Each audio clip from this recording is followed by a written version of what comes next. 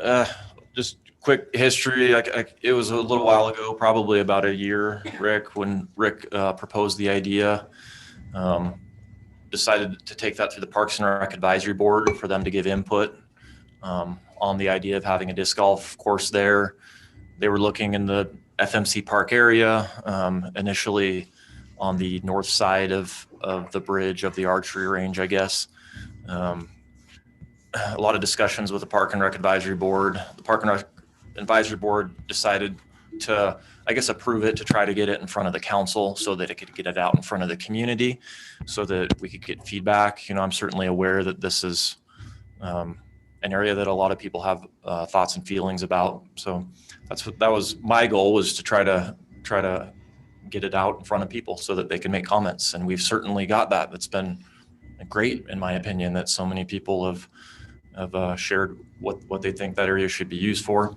But yeah, basically from there, Rick gave the presentation to you all at the last time we had a workshop, and you've been listening to lots of feedback ever since. So is there any questions that I can entertain while I'm up here? Just while you're there, if you guys have any questions, we'll start with the council. And if not, we'll ask the public at the moment if they have any questions or updates or kinds of things. Okay, so we don't have any. We'll have other opportunities if you don't want to now, but if anybody wants to ask Brad any questions, raise your hand. Okay, we'll wait. Thanks, Brad. Okay, so I sent a letter to Rick summarizing the situation, and essentially from the January 26th workshop where they spoke to the council on this particular issue, we suggested that we would poll, just kind of wait, see what the community's input was, and then we'll have another meeting. And that's exactly where we're at today. In the meantime, I did receive, and I've passed these things on for the most part, or made them available. They are available. They're to us. So, and it involved a number of petitions that people submitted, and letters that we got, and emails that we got from members of the community. 56 of the emails that we got were in favor of the location. 184 were opposed to the location. And again, it's a combination of emails, letters. None of it was phone calls or personal conversations, but we had those also. And we did get the letter from Jim Wasson II, the Wyoming Landscape Conservation Initiative coordinator, that has to do with certain plantings and things that occurred in the area and investment of dollars that the state did. We got a letter from the Wyoming Game and Fish Department that talked about how they've partnered in the past with the Teton Science School, the Green River High School, had science classes down there. So the area has been used for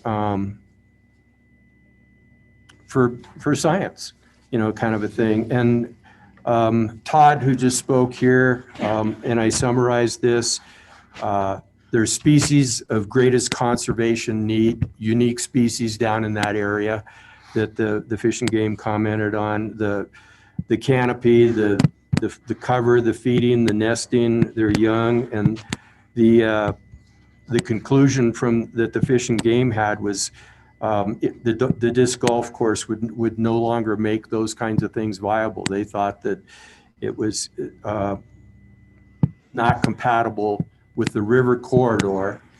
And I think we all know that the river corridors are generally the areas that support the wildlife and support the vegetative life, and it is unique, within any area of the country for that matter, but certainly the city of Green River. So the Fish and Game their recommendation was against approving the disc golf course as proposed in the Scotts Bottom area.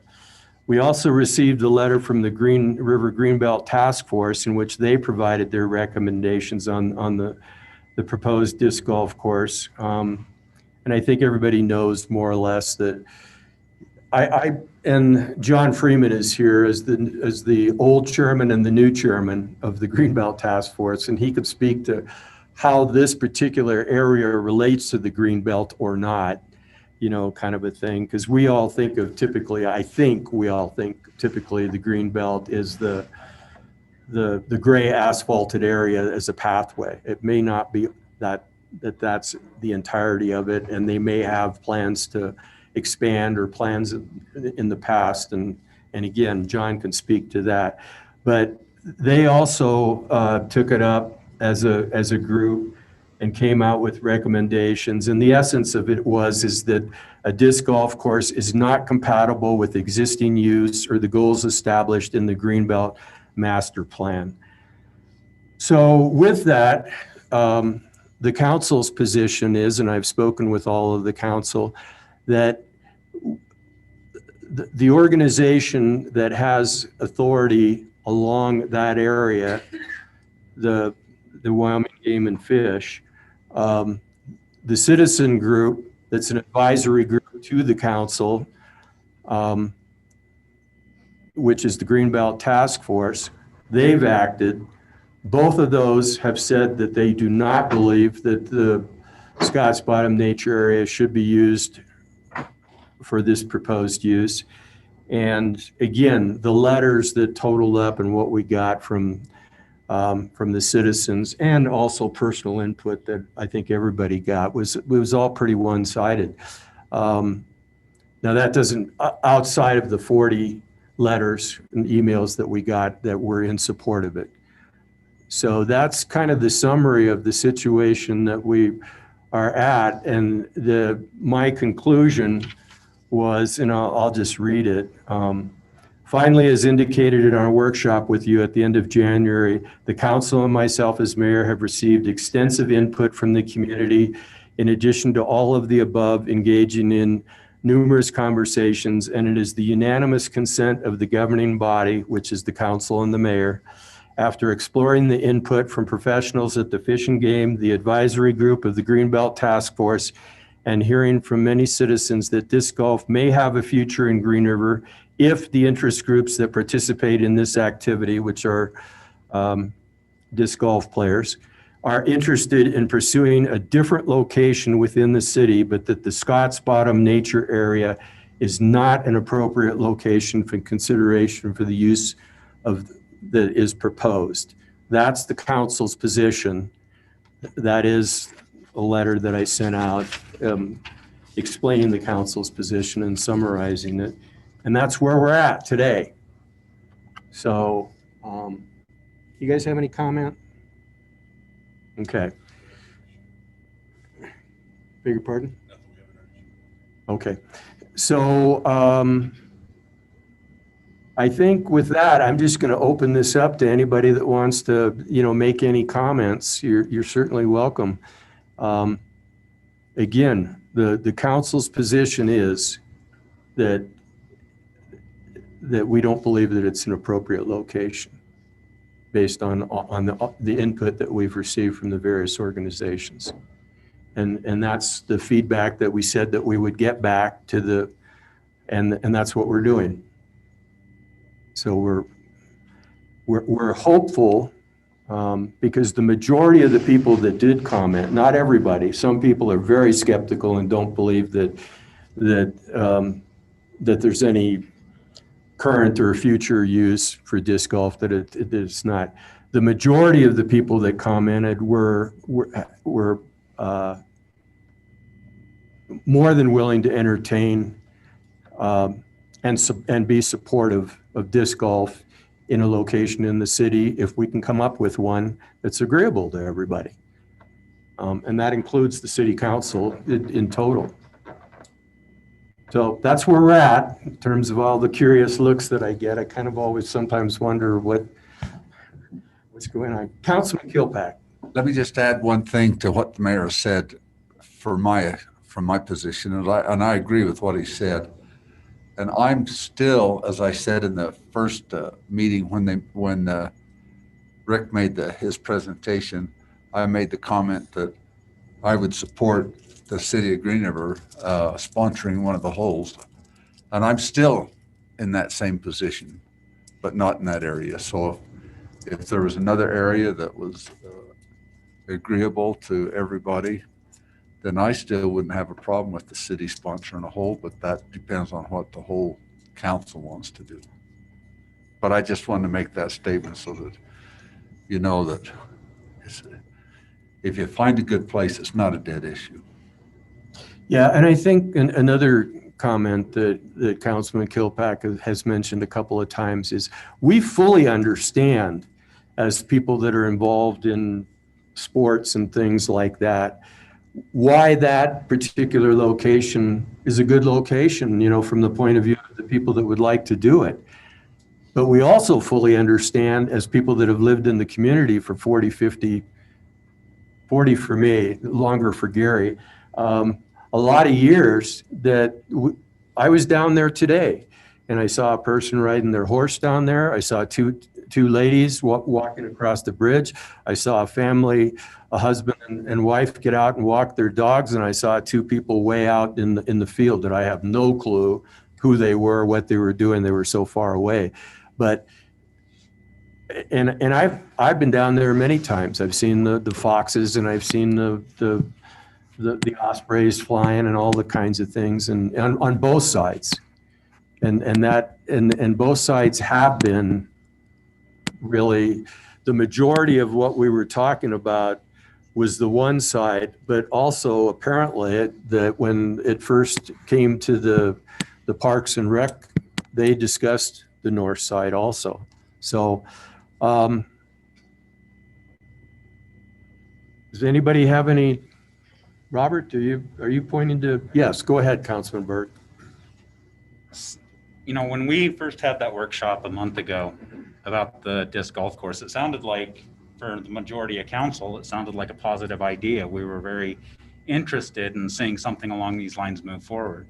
And then, like the mayor had said, we had a lot of comments from both sides, a lot of emails, a lot of telephone calls. But what really struck me was I had a telephone call from Janet Hartford, and we probably discussed this for a half an hour. And although Janet had reservations as far as the location, what I was really impressed with was somebody coming to us with a solution. Janet had an idea for 4 or 5 other locations throughout the city that this disc golf might benefit from. So I just want to thank you for not too often, us as council, we get the nope, won't work, nope, can't happen. But we had somebody that was actually proposing a solution to a problem. So I want to thank you for that. That was really nice. So, I would invite you to get with Brad and discuss some of those alternative areas with him, because overall the idea of it doesn't sound bad at all. It would be something to add to the city of Green River. So thank you. Well, I can speak to that now if you'd like to. Yeah, if you'd like to, that would be great.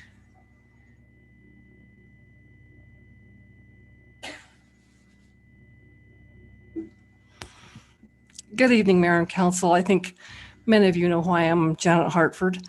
I have horses down near that area, and I not only ride there, I walk my dogs, I walk down there, and I truly appreciate that area and what it offers as far as nature and the wildlife and everything that's down there. When I talked to Robert and I talked to the mayor as well, I don't think it's a bad idea. I think any idea for recreation is a great idea, and to try something new.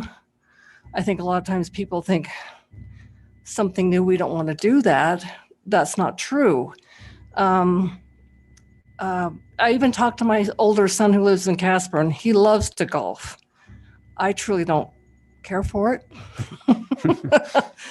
I tore out my back on it and couldn't go hunting one year, so that's why I don't like it. But he said he's never heard of it, and I think he went to school with Rick. I think he's the same age as Rick. His name is Chris Morgan. I don't know if you remember him. Yeah. So anyways, he said he's never heard of it, but why not? What I said to Robert is, if you want to involve the youth and people in the community, why not do it up by the college or near the rec center along that Greenbelt area, that walking path, or maybe even out at the county picnic grounds. I mean, there are a lot of trees out there and it's by the river. I think that's a great idea. And I truly appreciate Mr. Yoke and Mr. King on their idea and their efforts to try and go get money for that. I think that's a great idea. And I looked into, the sport itself, and people would be responsible for their own discs. It's not that the city would be providing them. I think that was a concern. And I think it would be on them to maintain that. Is that correct? So, I mean, I think that's great. I think that's good on them to want to do that. I think that's very admirable. I think that's a great choice. And if that takes off, I think that's wonderful.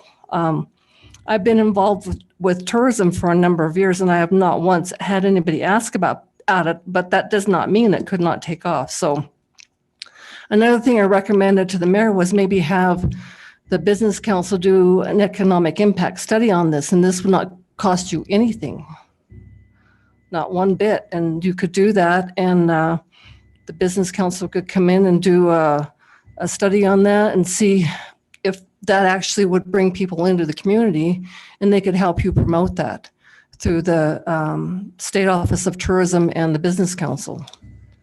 And there actually might be grants available for that. So that would be something to look into.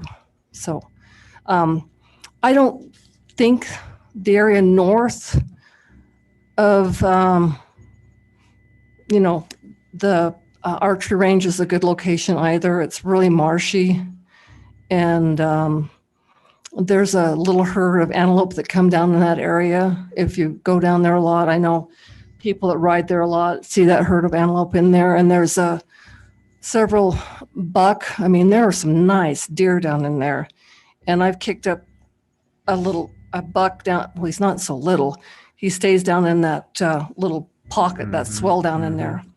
And my concern is and I know the Game and Fish probably too, they'd get their horns tangled in those trees that they put up for those disc golf. So anyways, that's my comments, and appreciate your time and your efforts on this. Thanks. And the two gentlemen are wanting to do that. Okay, thanks, Janet. Yep. I do know also, talking to Mr. Freeman there, that his son plays disc golf and all over the place. And again, I think that, did you want to maybe comment, John?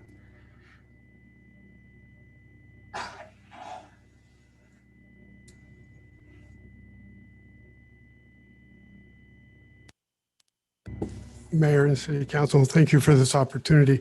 I feel for Mr. Yoke because I was here in 1991 proposing a green belt and faced a very hostile council. And it's in 10 years before that, I was in the Sweetwater County Outdoor Recreation Board, and the chairman, after I was the only one that says there should be a green belt along the Green River, said that would never happen. And I would respond to what I said, but it's profane. So can't do that. So I very much appreciate him coming forward, and I know what he's feeling sitting up there. I think that disc golf is an up and coming sport. My son lives in Denver. Before he had a girlfriend, about 3 to 4 times a week, he would go to a different course. Denver is a very big area, has a lot of those things. I went with him to Fort Collins and watched him drop $150 on discs. It's, people get into it, and they have sites to where that you can literally go from town to town to town. I think that that's it's a good sport. And I think that speaking on behalf of the task force, the first decision that we made when we discussed this was that a disc golf course in Green River was a very good thing, and that we should pursue it. And then we went on to talk about where to put it. Everybody had their say. Everybody had phone calls, was stopped in the stores and that kind of stuff. And after everybody kind of talked about what their input is, what they thought, what they knew about the area. We were divided 4-3, 4-2 against it being in Scotts Bottom. We talked for about another half hour. We were looking for another solution, like putting half of it in there or half of it somewhere else. And after that, basically, we came to the consensus is that we still think that a golf course in Green River is very good, and we want to support these gentlemen who are doing that. Scotts Bottom, people are talking about how nice it is, and what a jewel it is to our community. And when we started the Greenbelt, we were talking about the island. The first step was the island to FMC picnic grounds, and we've developed that area pretty well. There's a lot more that can be done, but it's pretty well developed. But we went in there, one of the first cleanups that we had. That place was a mess. It was about over 150. It's probably closer to 175 large garbage sacks, probably as big as this podium, were filled. And we put them off to the side. The city was there helping us. They had the flatbed truck there, and we filled that up 15 times, and that's with no sacks.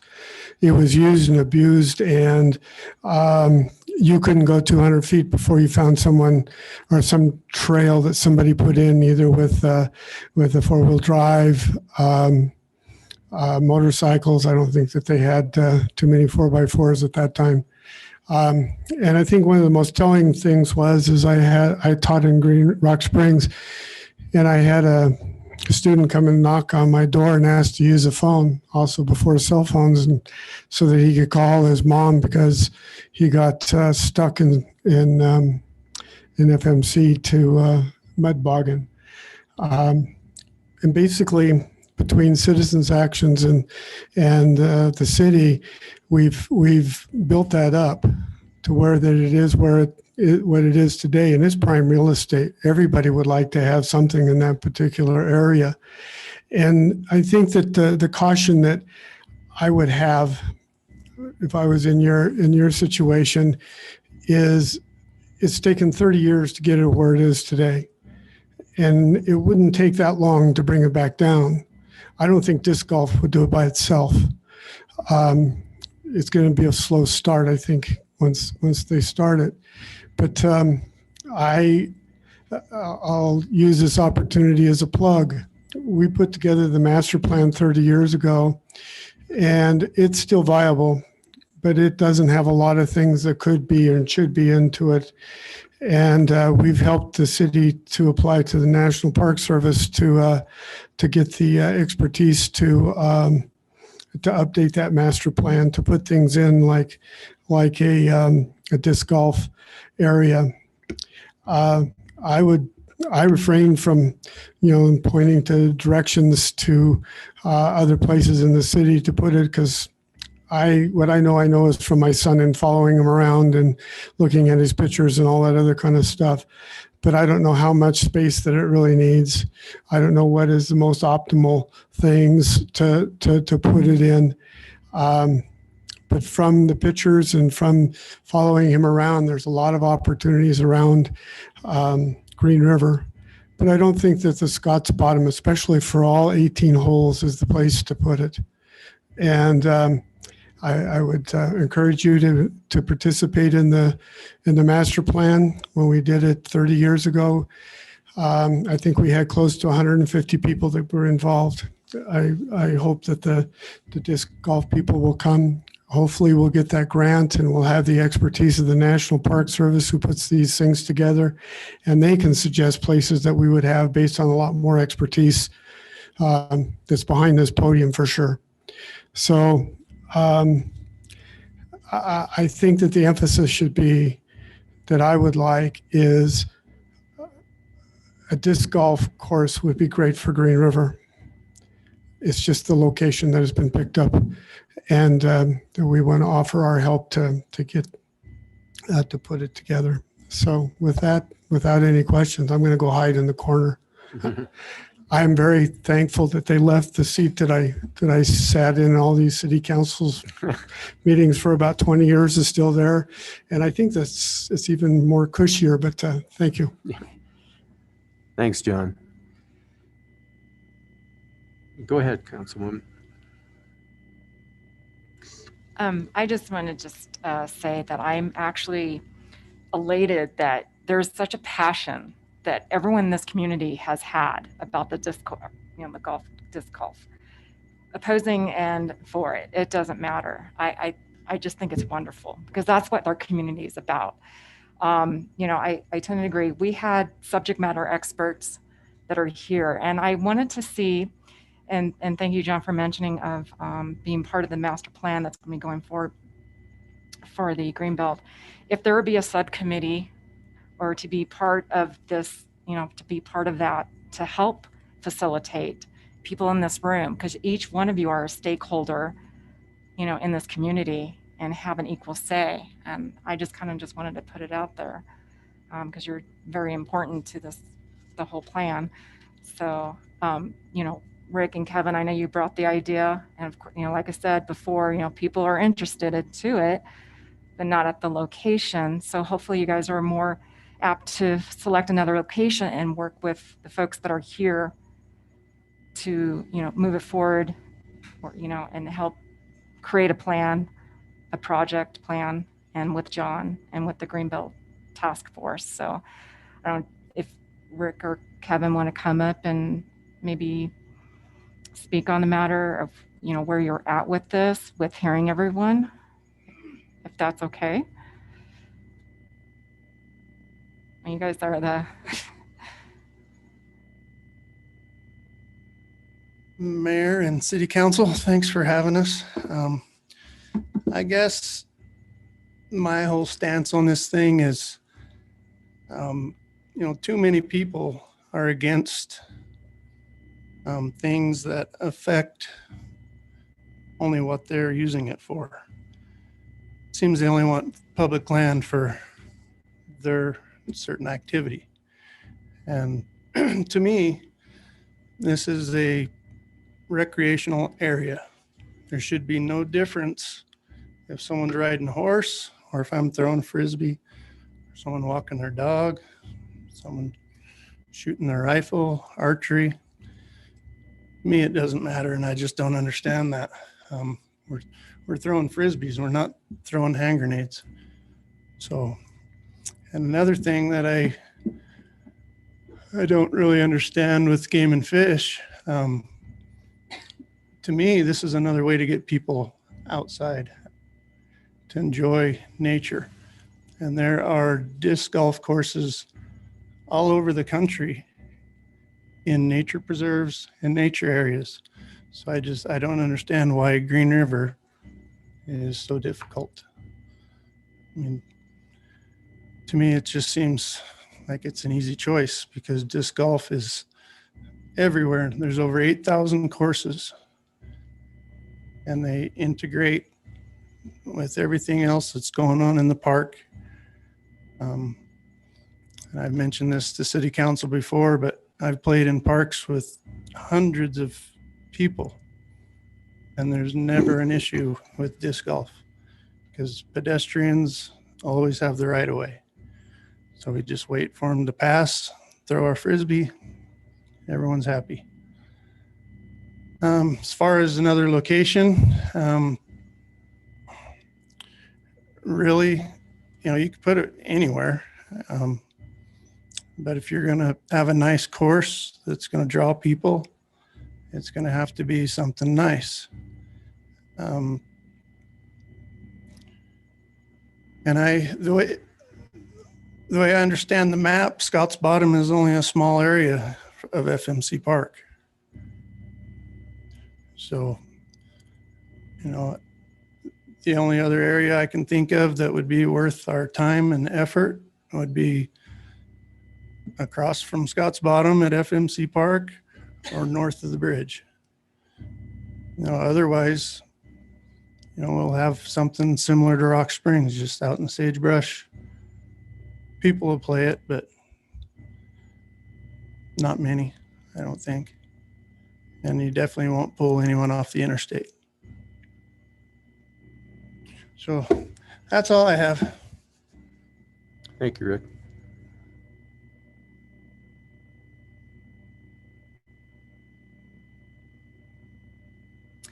Good evening. I think one of the main frustrations that Rick has, and I think you can sum up the whole discussion in one word, is just confusion.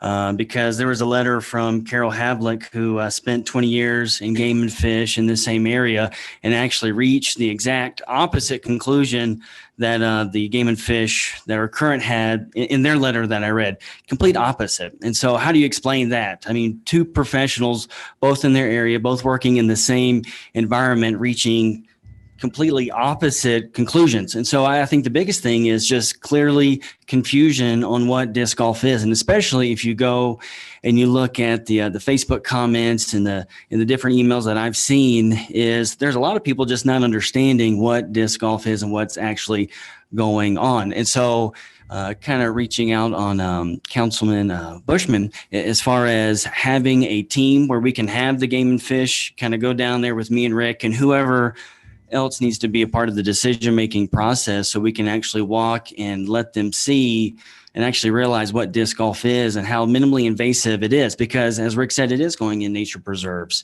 And some of these disc golf courses, they actually put in, disc golf to actually bring back wildlife, to bring back the agriculture in the area, to have the growth and the animals move back in. And so I think most of this discussion is just based around confusion, not understanding what is going on.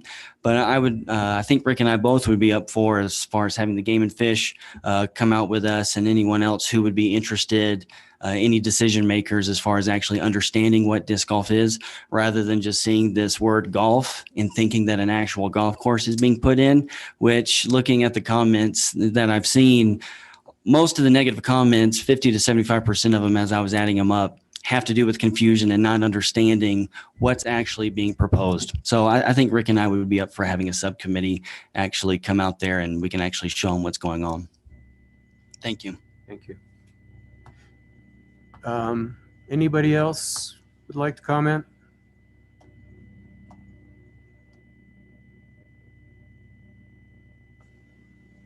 Okay. Council, anybody have any further comments here? Yeah. I'm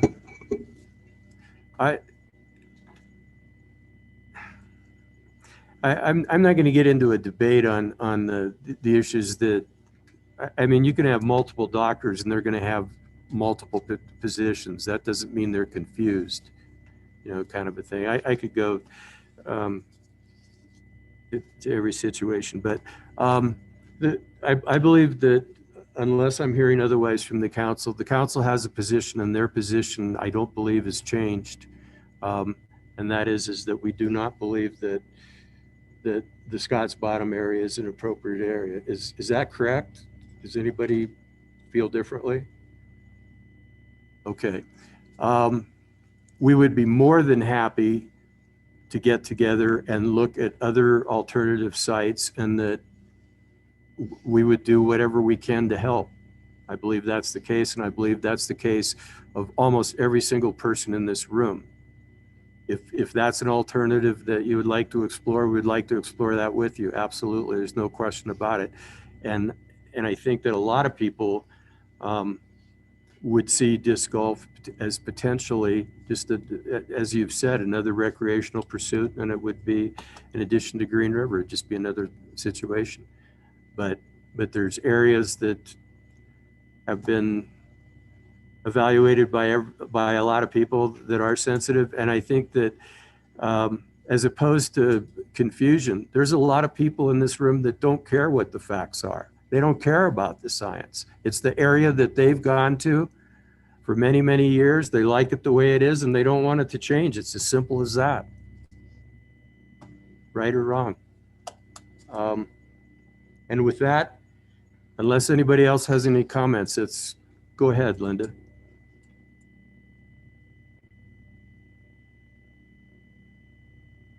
Mayor and Council, thank you. Linda Tolliver, I'm a property owner down there. I own the next section north of FMC Park. And I want to know, I guess, where you're proposing to put this, in the actual park? Or are you talking about maybe putting it north of the archery range?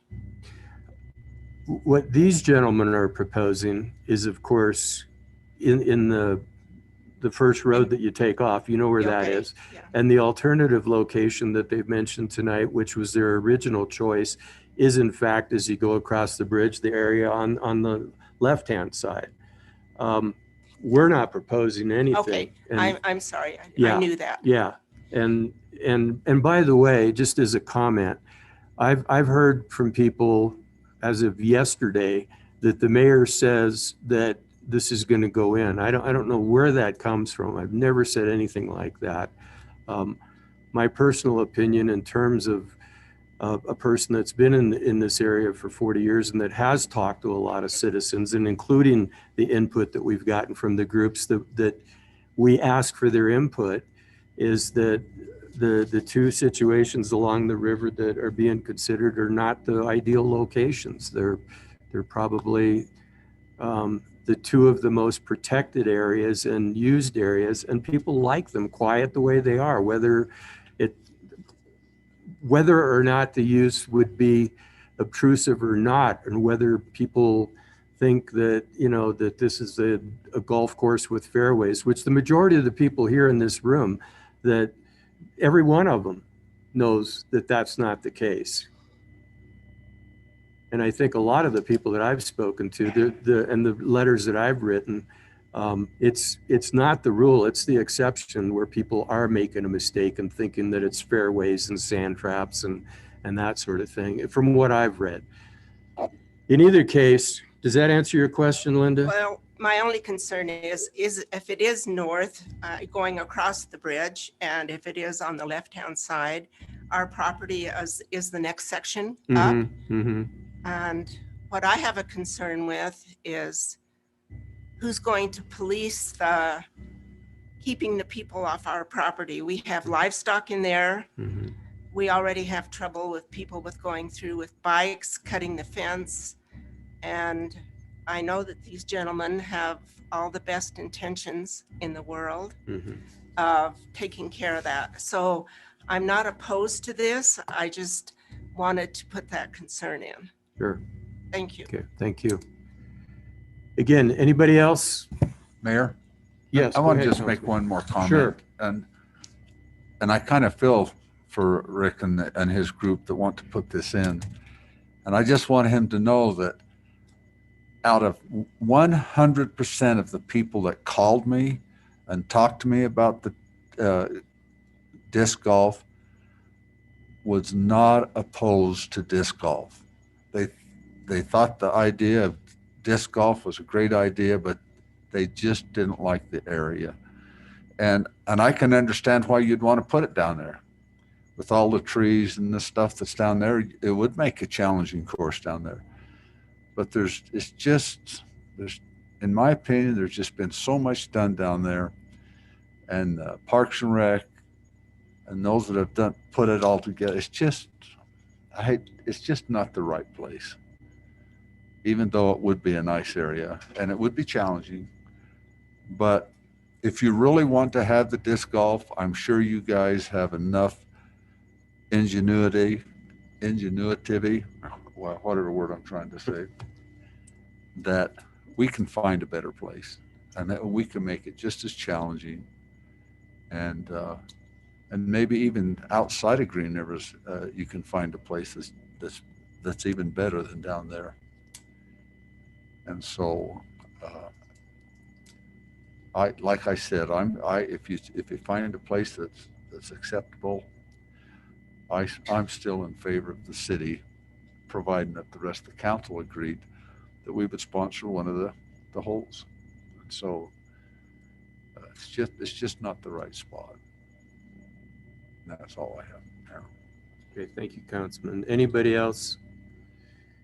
Well, and I think we all feel the same way. We'd love to be supportive, just not in those two locations that have come up, and that is what the council has concluded. So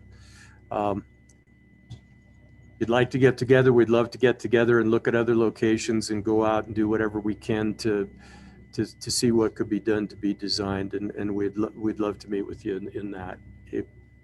If that's not the case, then the council doesn't believe in those two locations. And with that, I'm going to have a 2-minute recess, so the folks that have said their piece and that are interested in this and aren't interested in surveillance cameras in the rec center discussion, you folks can make a break. I do encourage you to get together with us if you would like to talk about alternative sites. Thank you, everybody.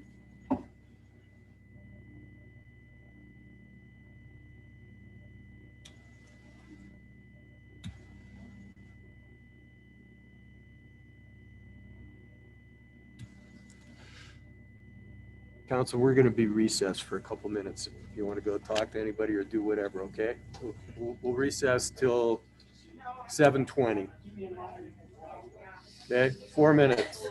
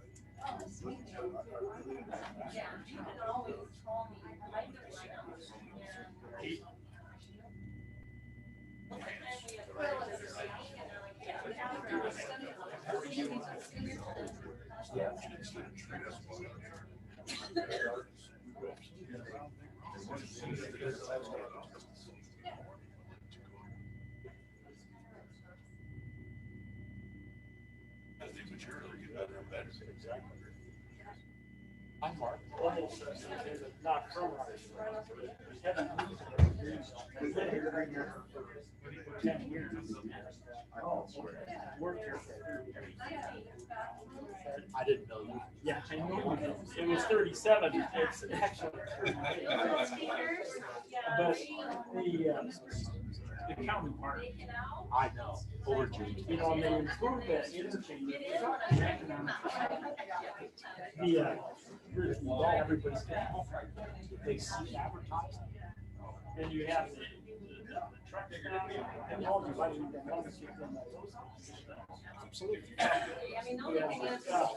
You know, kind of community. And the thing is, that discussion is good because it's right down the road. You're not in the middle of town. But you drive out Jamestown Road, you're not going to hit the interstate. And it's not.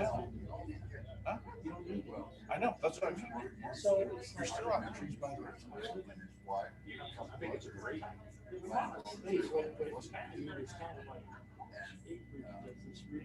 They show how they can build.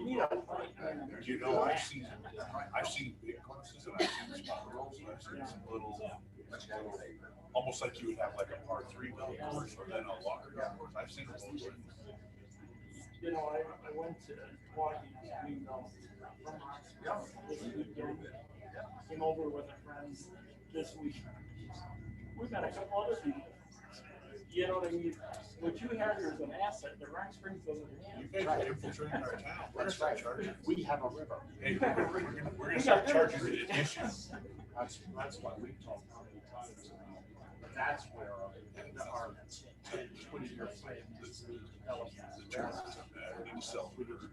river, not downtown. The fishing. Absolutely. Yes, thank you. Jim. Good work, you guys. Thank you, Mark. Good to see you, buddy.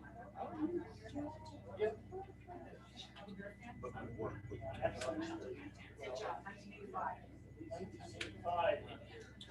And the problem is now they get Russell. Well, they have enough for the TV and everything else.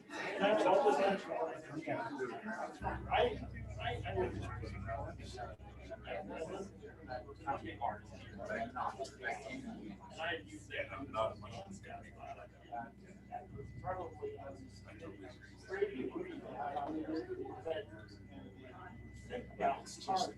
just needs to be replaced. This is the way to replace it. It's great. I just so my question is okay, well, I Gary.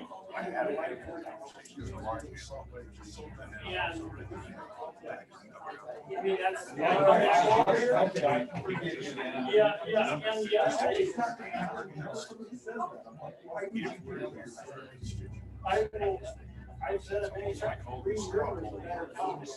At 100%. Well, you're right about that.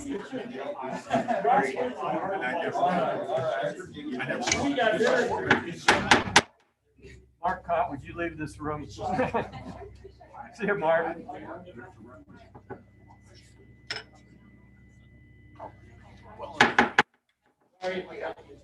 See you, Todd.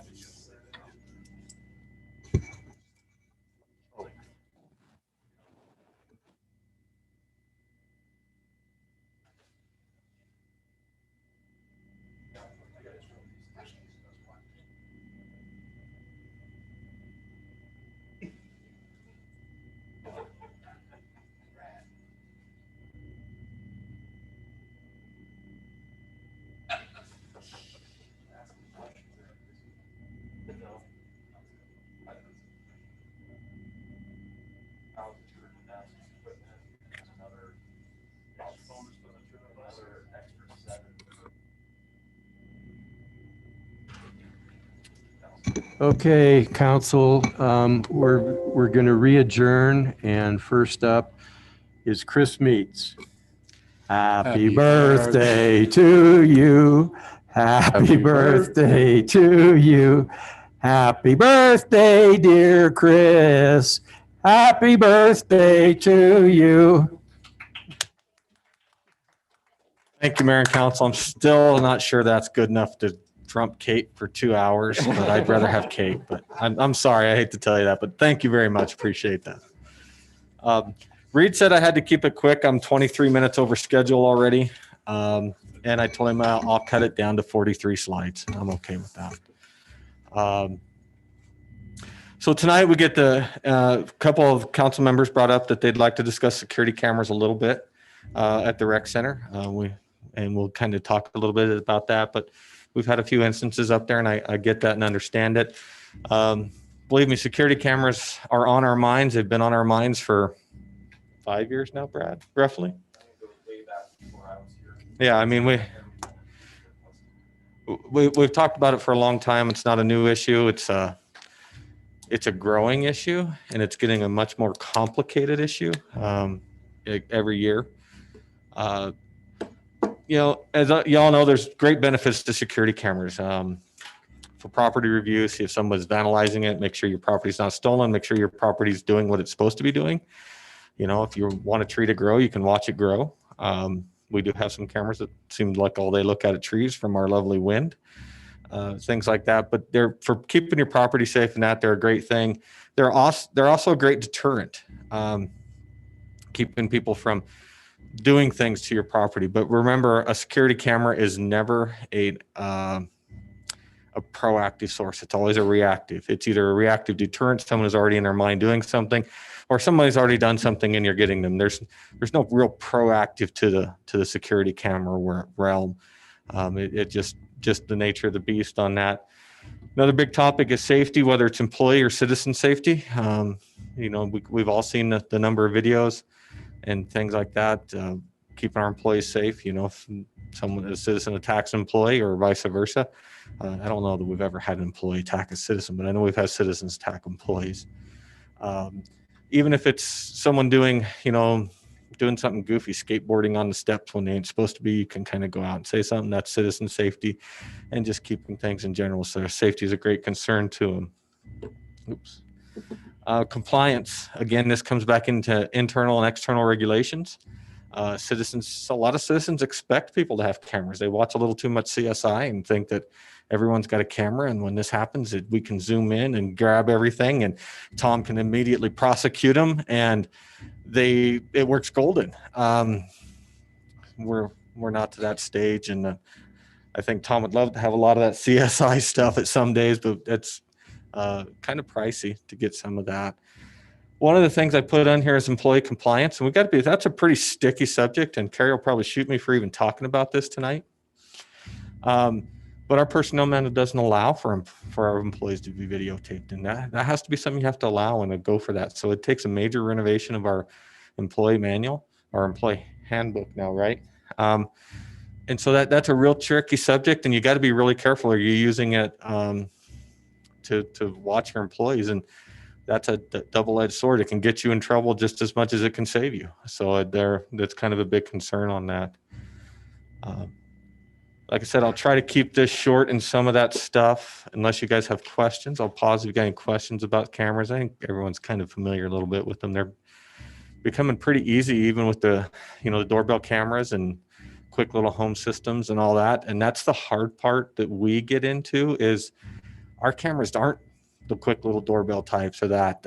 We invest a significant amount of money in our current camera systems. We currently have about 40 cameras that are networked. So they're attached to our network one way or another. I won't tell you the locations to all those cameras, but we have quite a few. And some buildings have lots of cameras and some buildings have absolutely no cameras. So it's something to work at on there. Police uses cameras fairly extensively. They've got body cameras, they've got their in-car cameras, they've got their interview cameras. That's all separate system. That's a whole different system and whole new set of rules and regs with that. And Tom does a great job managing that, but that's, again, we have to incorporate that all into our plan when we sit down as an IT and look at it. There's a couple monitoring cameras. The best one I can think of that you can all notice or probably all think about is a camera that you just sit and watch. You don't record, you don't do anything, you just watch it. And that's the one that watches our hot tub to make sure no one's having any issues in there, and you don't have to have a lifeguard and you have a person standing there watching that. We got a couple of them, not very many because they're kind of hard. You got to have a person around them, near them quite a bit, so they're a little hard to do. And then we have 5 to 10 what we call non-network cameras that are put in discrete locations to mostly catch vandalism, to be truthful. Those are items that we do, and we have some of them. Again, we can't use them for watching employees, but we do watch them in some areas that we're concerned about, or we've had potential vandalism or had mostly a lot of vandalism in the past, and that helps us with those things. So you look at, we've already got a fairly substantive network system on our cameras. We're also running about, I think it's 75 tera of network solutions, of network data soft storage, sorry, not solutions, storage. That runs us about 90 days. We're not quite to that 90-day mark on our requirement. The state gave us a breather about 2 years, or about a year ago now, where we only have to keep 90 days of data on. Police and body cameras have a whole new set of statutes, so that's a little different. But on our non-PD cameras or cameras like that, we're running about 80 to 85 days of storage, and that's with 75 tera. Most of your computers at home, they're starting to see with a 1 terabyte drive. We're pushing 75 tera, and then we're also pushing some additional offsite storage as well. So we've got quite a bit of time and money and tera in storage for that, just for cameras. That has nothing to do with any of the other cities' data storages or that. Video's pretty big and hard to store, especially in that area. So we do have cameras. I don't want to falsify that we don't by any means. We're trying to move and ease into but it's, as this next slide is going to show you, that money's always the factor in this. So we did a study a year and a half, 2 years ago, a very, very quick study. We had a security consultant come in, walk around and do a little bit of deals at the camera rec center. To give you a notice, that was about a 15 camera setup. 15 networked cameras. We shot a lot of holes in it. It's one reason we didn't go through it, and that was just only for cameras, and that was about a $30,000 solution. And give you an example, they put one camera in the gym. Well, the gym's got a big curtain that goes down. They put one big fisheye camera up in to look at the whole gym. And the reality is if some kid did something in the back corner, we wouldn't see anything about it. So, I mean, we need to work some of those solutions and do that. We've got a good consultant we're working with on our door locking systems. They also do securities. In fact, he was the main guy running that, was a head of the prison security system for the state of Wyoming. So he knows what he does pretty well. He's given us a whole lot of insights on ways to save money on stuff and also ways that you don't skimp on money. So it's been very helpful, especially in our door locking systems. The cameras for just the rec center, depending on what you want to do, if you want to do bare bones, and we're thinking maybe 20 cameras is bare bones at the rec center. The cameras themselves are going to cost about $30,000 to $35,000. If you want to get a little more, get rooms and get one like in each of the racquetball courts, get 6 to 10 in the gym like it should have, get plenty in the pool, get them in all the areas. You can't put them in some areas. You can't put them in a locker room. You can't put them in any bathrooms. You can't put them in anything in these sensitive areas. So that even gets into a question sometimes, can you put them in a weight room where someone might be wearing a little bit tighter outfit? When Hulk Hogan comes in, wants to show his guns, we might not be able to allow and see that, that type of stuff. But you could be anywhere from $30,000 to $80,000 just in your camera solutions in there. The cameras are coming a lot better. For instance, the solution we were putting in here, the camera system for just the council chambers, and that's 4 cameras. Yeah, 4 cameras. We were looking at $50,000. The other 60 that Reed mentioned was for audio to fix the audio and some lighting issues and stuff in here. It was about $50,000 for 4 cameras. Good, high quality, good def cameras, different than what you might do for security, just so you know.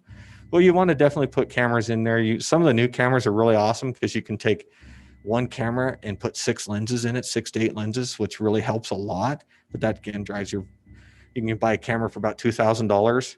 But if you put 6 lenses in it, well, you pay about $2,000 per lens. It's kind of roughly what it equates to. So we can do some really neat solutions. You can in that, but the price is $60,000. To have someone come in and install it, we don't have anybody in the city that's low voltage certified. So we technically have to have someone come in and do it according to the building codes. I've got an IT guy that kind of knows what he's doing and does really well with it. So we let him sneak in and do a little bit every now and then, but we don't to bring someone in on that type of job. You're running, pulling wire, you got people everywhere. You're probably 50 to 100,000, just depending on how many cameras in. This is just at the rec center. IT storage needs. We've got a really nice little offsite storage device that we're looking at and running, and we've got one system running. Gives us quite a bit of tear. It gives us about 100 tear. It's only $35,000, and that'd be sufficient to take the offsite storage on that. So what that means is that storage that we store back, and it's not instantaneous. We don't play it back instantly. We only keep 1 or 2 days in instantaneous playback. The rest of it's sit in offsite storage because that's much, much cheaper than flash storage on our servers. So we only keep a day or 2 on flash storage on our servers, and then we drop everything off into an archival storage. And this little device is running really, really nice, and storage is cheap for us right now, and that's really good. But it does take my IT guy that's really good with cameras. He's wanting to retire for some odd reason, and I can't keep convincing him to stay longer. So he's going to go out. But depending on the IT person that comes in, my other 2 IT can work some with cameras, but they're not as knowledgeable. If we bring someone back in and they're not as knowledgeable, we'll have to get some training, or we'll hire it out. Honestly, is more cost effective at this point. So we need $35,000 to $50,000 just for that setup in IT. Annual maintenance, you've got to buy license agreements, stuff like that. Camera breaks, you got to put on it. We're going to estimate it right around $10,000 annually a year to take care of that. We've been really lucky, especially on our internal cameras. They've been pretty reliable. We're speccing a more expensive camera, and it's doing really well on holding up. In fact, some of them are holding up at 5+ years, which is great, with little to no maintenance. They're even seeing through with the janitors don't get them cleaned very well. So that they're really great series and set of cameras. So that's why we're pretty happy with only about $10,000 a year annual maintenance between licenses and repairs and stuff like that. If you want to get into some money, some significant money, I've added options for you. If you want to get in with an integrated camera and door lock system where the cameras and the door locks integrate, we'll take a picture of everyone and watch everyone that comes in and tells you all that, that's an additional cost. It's a great feature. It's not a too bad a cost. It's a couple sensors and some cameras pointed at certain doors, but it is a cost. The new one that everyone's really pushing right now is an integrated AI setup, which is your integrated artificial intelligence. You can have someone say they walk in a rec center, does facial recognition, sees who they are, automatically checks them in, they walk right on by. Masks and everything on, they can still take care of that. Some of the those features are right there. People are a little skeptical of AI right now. They've seen Terminator a few too many times. And so AI is pretty skeptical, especially in Wyoming, but you're starting to see this in the eastern and western coasts very, very significantly running AI. I think it's great setup. I just don't think we're quite ready for it. But there's some really cool and neat things that Doug would love to get his hands on and play with in a camera system with AI. He told me he might stay longer if you guys are willing to do AI. So, and then you get into your audio and voicing systems. You got to remember these camera systems that we're talking about here, there's no audio, there's no voice with them.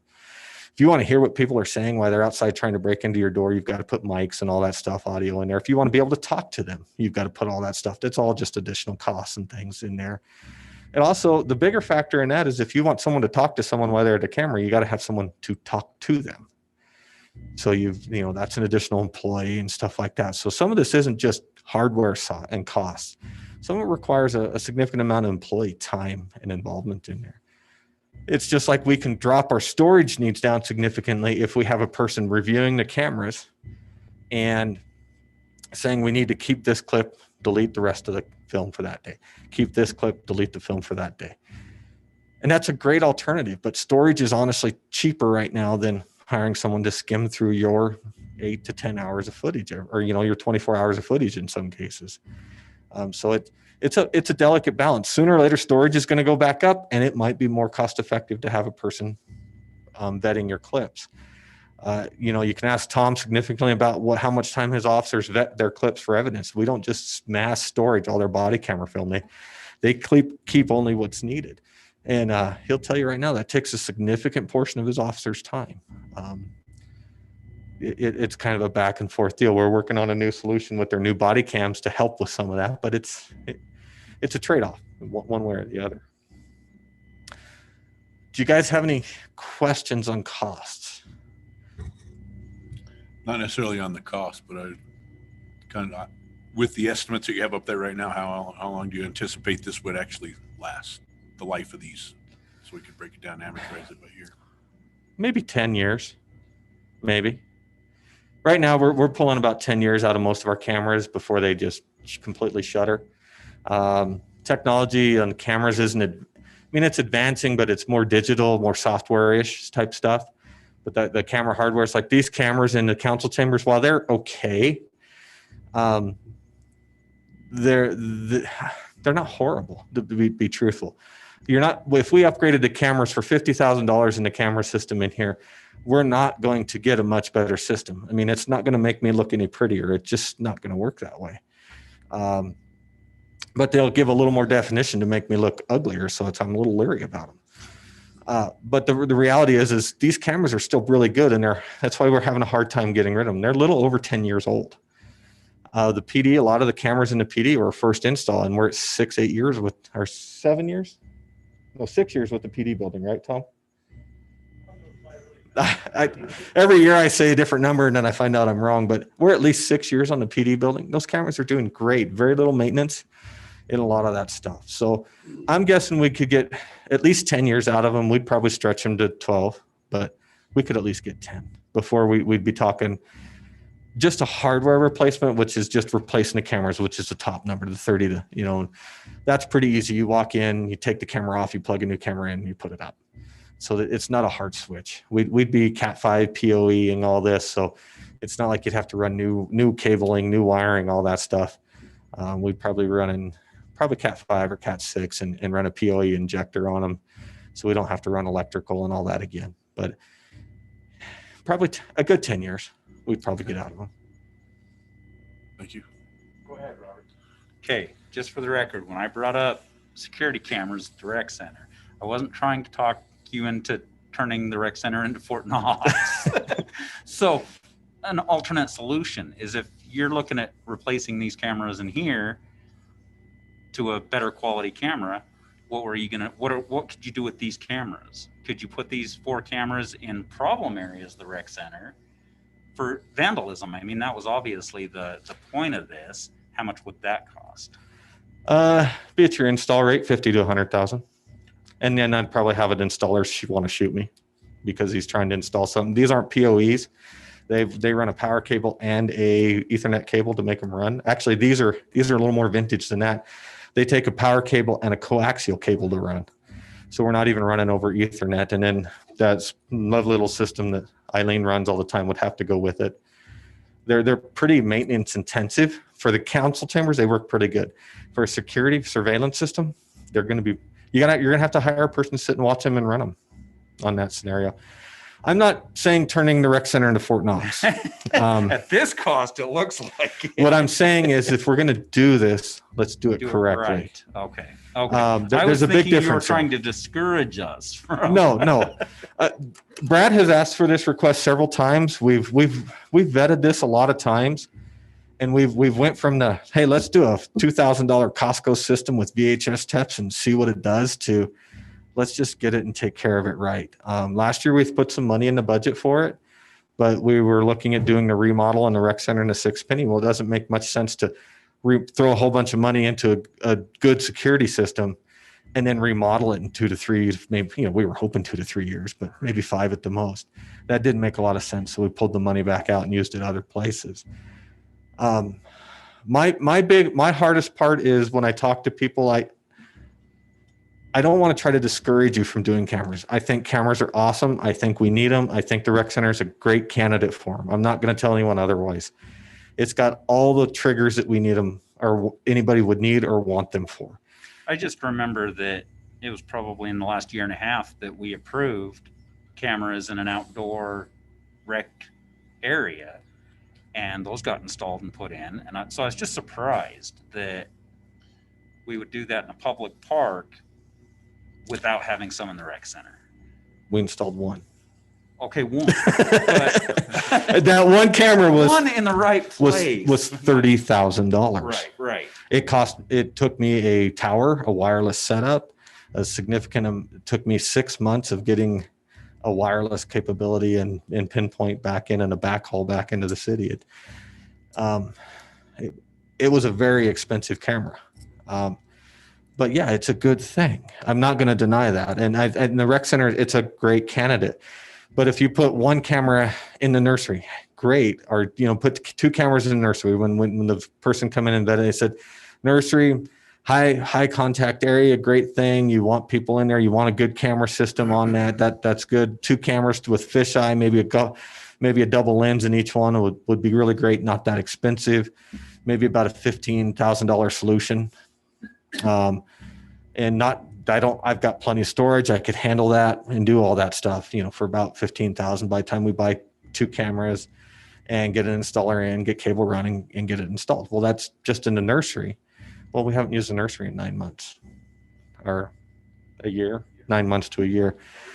But now we're back to using, it's not that it's a bad location, but now you've got some vandalism in the meeting room. Or you have the gym, some issues in the gym. If you're going to do it, it's kind of let's take care of it and do it correctly. It's much more efficiently to do it all at one time. And yes, it's a big price tag, and I'm not going to deny that by any means.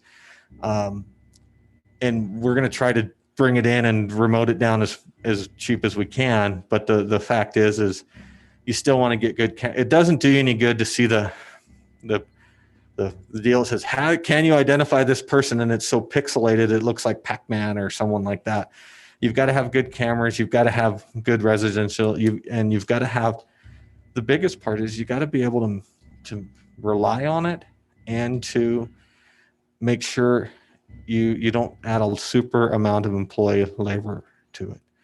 Labor is expensive, especially in this day and age, especially with the bills that are trying to push $15 an hour minimum wage.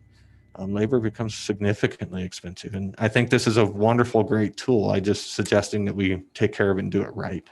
Okay, so Brad, the last year and a half, you have been my hero on grants. I mean, really, you come to us with a grant every 3 months. Is there anything out there? All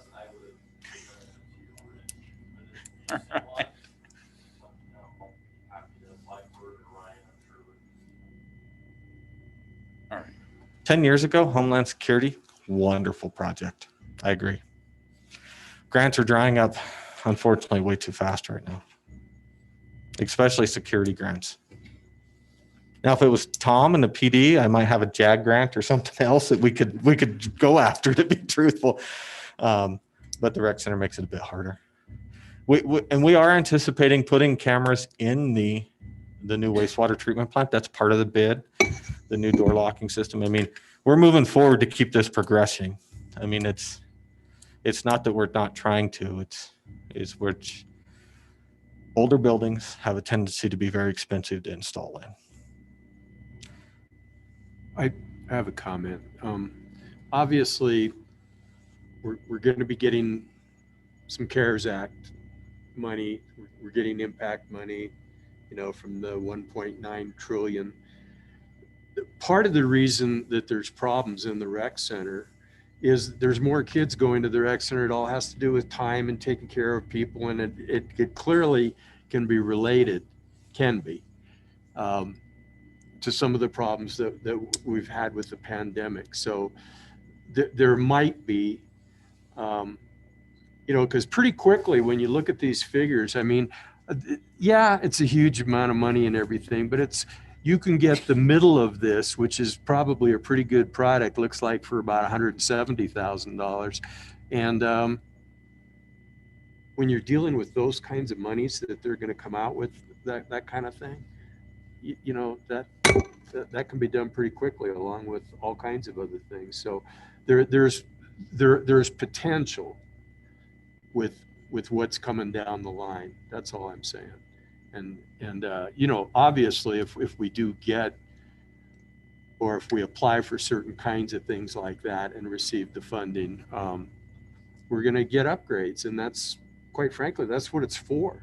That's what it's supposed to be for. That's what we should be getting, some of these things for, if we're treated correctly. Enough said.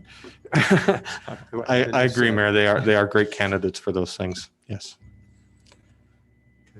Okay. Any questions for Chris? Any other questions? Yes, go ahead, Councilwoman.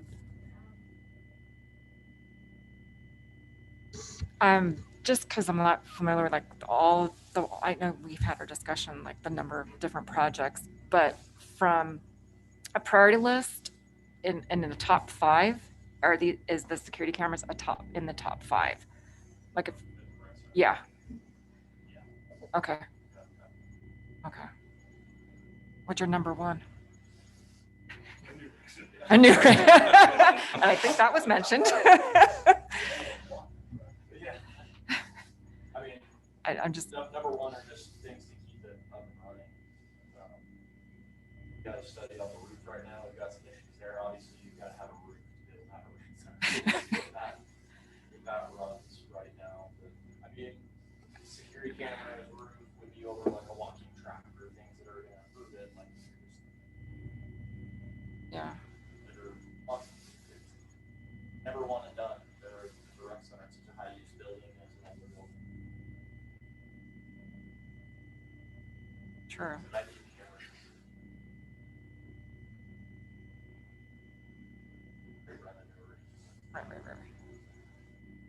And on Councilman Bushman too, even at the rec center, I mean, they are prioritized within all the other budgets as well, right? So, and maybe number 1 in one, but is it number 1 overall especially when you look at nothing? I mean, he's asked for it all the time on that side, but we're looking at a point right now in a budget trying to figure out how to,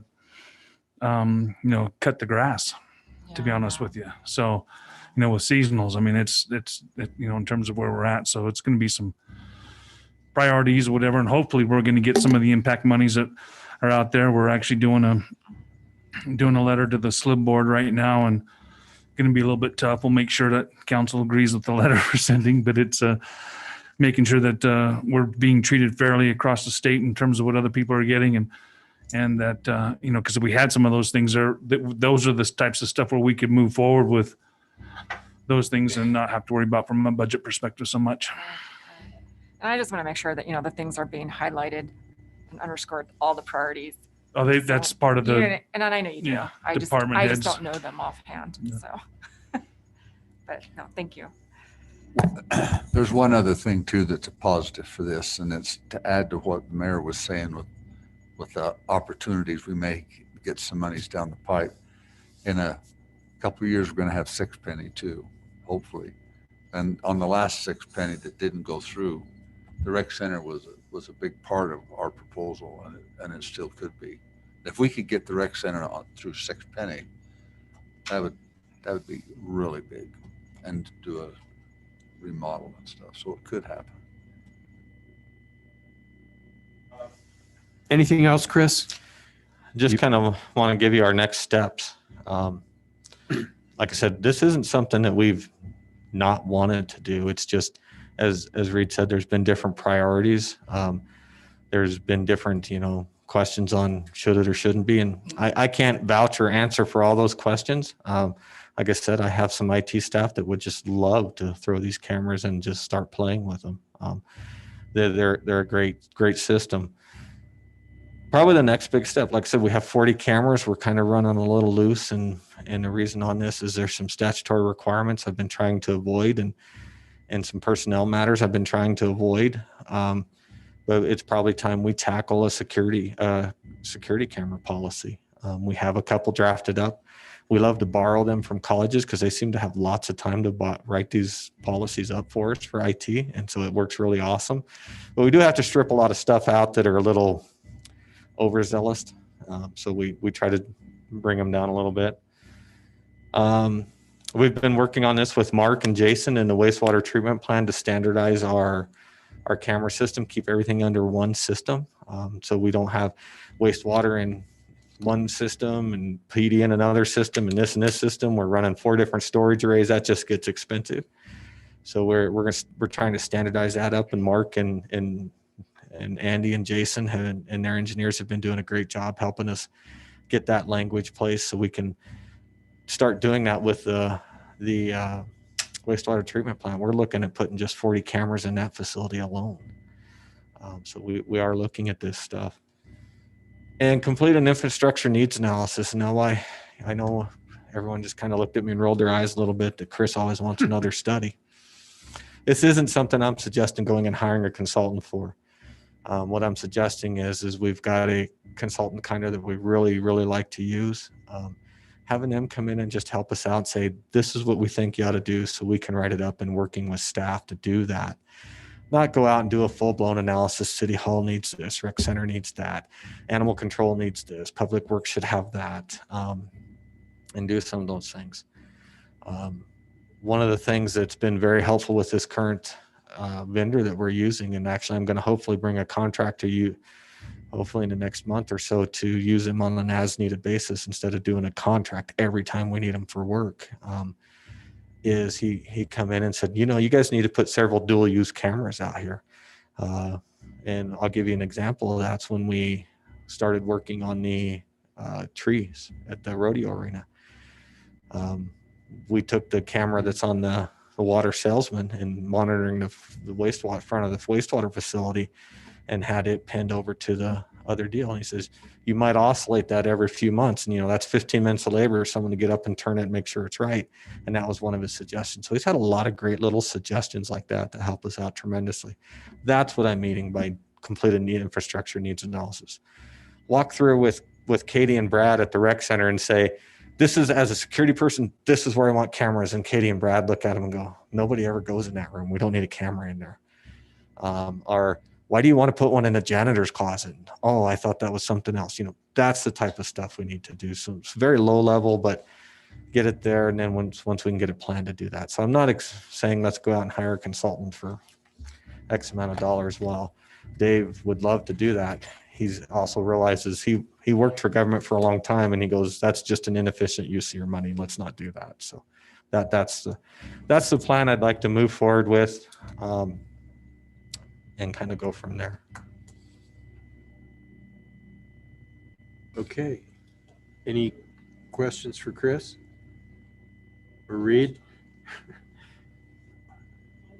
All right. Thank you, guys. We survived another night. Oh, true.